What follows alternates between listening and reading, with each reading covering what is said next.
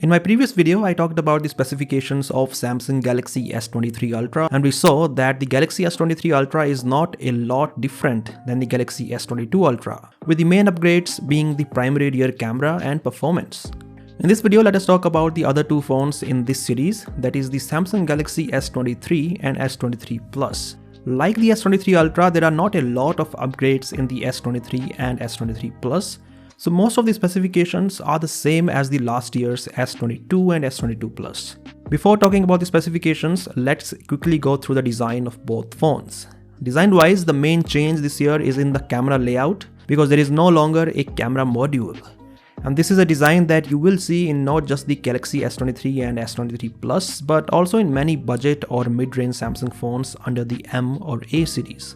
The rest of the design is the same as the S22 and S22 Plus. As for the differences between the two phones, the main difference is the size because the S23 Plus has a bigger display. While the Galaxy S23 has a 6.1-inch display, the S23 Plus has a 6.6-inch display.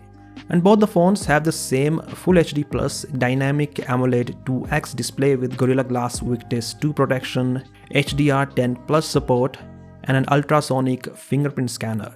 So on paper, it seems like the displays are the same as the S22 and S22 Plus. There may be some differences in the brightness as well because the same was the case with the S22 and S22 Plus, where the S22 Plus had a display with 1750 nits peak brightness, whereas the S22's display had 1300 nits peak brightness.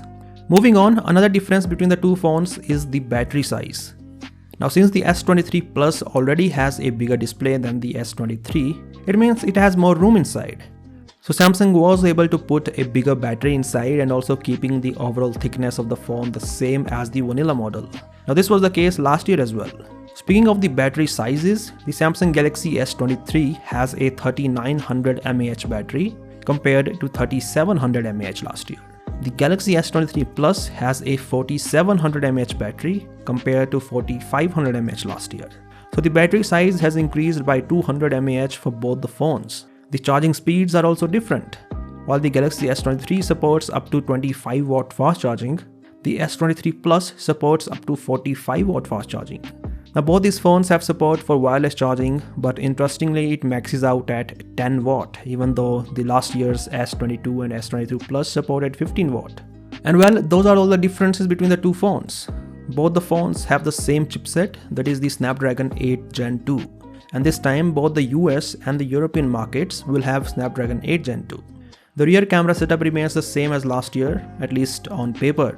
So there is a primary 50 megapixel sensor with OIS, a 12 megapixel 120-degree ultra-wide camera, and a 10 megapixel 3x telephoto camera. The source that shared these specifications did not mention OIS for the telephoto camera, which is odd, because last year's S22 and S22 Plus had OIS for telephoto camera as well. For selfies, both the phones have a 12 megapixel camera with HDR10 Plus support.